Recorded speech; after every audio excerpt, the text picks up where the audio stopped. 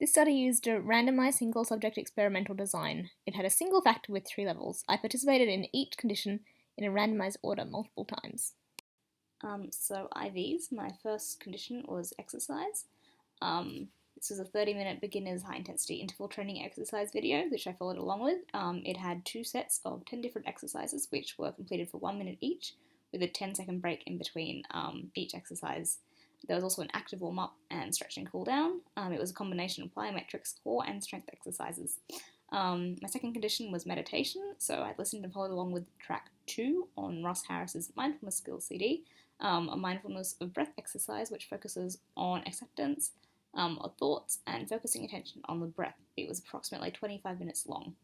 My control condition was watching YouTube videos. This is because this is a study of what makes me happiest and perform optimally cognitively rather than a mechanistic study. So for naturalistic validity, my control condition was what I usually do in the mornings.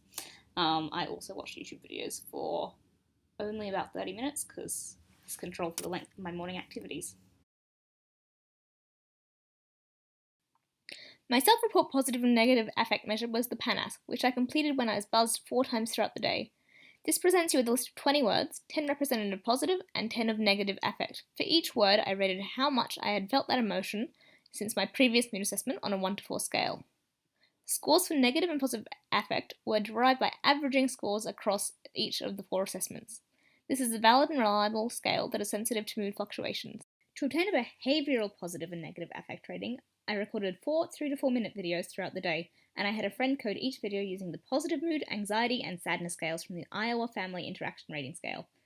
Coders rate verbal, nonverbal, and affective behaviour on a 1 to 9 scale, and there is lots of clear information concerning differentiation between each scale level. I used the average positive mood score for each day as a measure of positive affect for the day, and averaged the average sadness and anxiety scores for each day as a measure of negative affect. The scale has been shown to be valid and reliable. I use the DAS-21 scale as a measure of depressive symptoms, anxiety, and stress. This is a reliable and valid measure. You rate how often each of the 21 statements apply to you on a 4-point scale that you can see here over the past day. Scores for statements applicable to each subscale are summed to determine your rating for depression, anxiety, and stress. The COWAT is a measure of verbal fluency which taps into the cognitive processes of selective attention, inhibition, mental set shifting, response generation, and self-monitoring. In this task, subjects are given a letter and must verbally generate as many words starting with that letter as they can within a minute. There are 3 trials, each using different letters. While CFL and PRW are commonly used, I was concerned that practice effects of repeatedly using the same letters, so I created an additional 4 sets of 3 letters.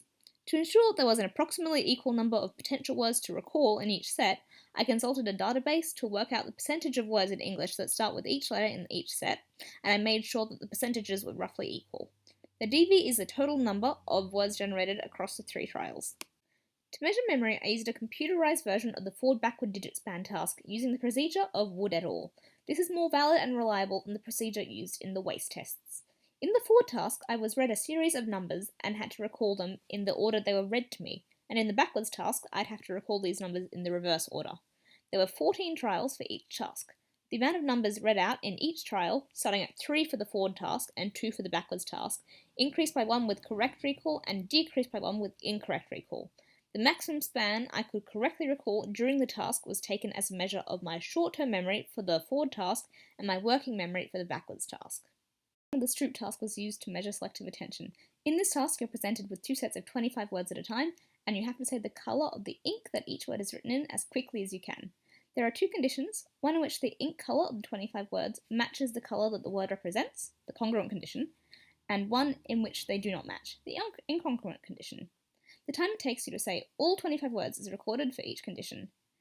Time from the congruent condition was subtracted from time from the incongruent condition to create a score for analysis.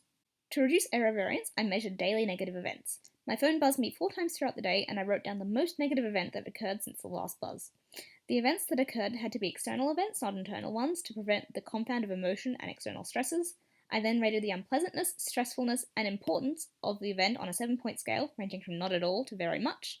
Unpleasantness, stress, and importance scores were summed to create a negativity score, and the 4 negativity scores were averaged to create a daily score for negative events.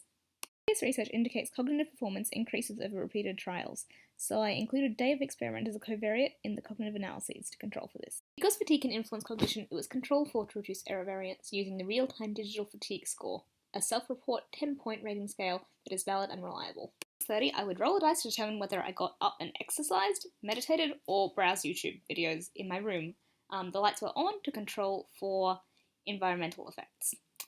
So 4 times throughout the day, my phone would buzz me and I would record a 5-minute video of my objective mood measure, complete the PANAS, and my stress measure. Around 5 p.m, I would record my fatigue before completing my cognitive battery, starting with the forward-backwards task, then the Stroop flanker task, and finally the cow watch.